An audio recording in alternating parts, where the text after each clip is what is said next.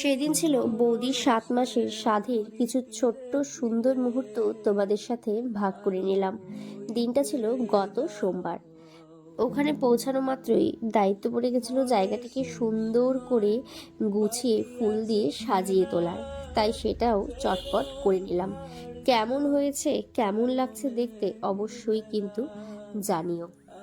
রান্নায় ছিল ভাত, বেগুনি, তার সাথে ভেজ ডাল, ছোট আলু দিয়ে পনির তরকারি, ছোট মাছ চচ্চড়ি, ইঁচড় চিংড়ি, কাতল মাছ।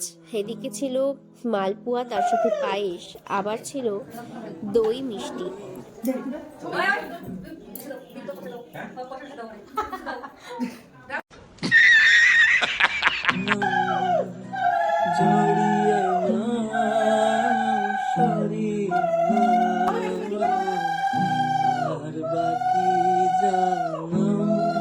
আর এদিকে রান্না হচ্ছিল বাকি সবার জন্য আলাদা করে মাটন।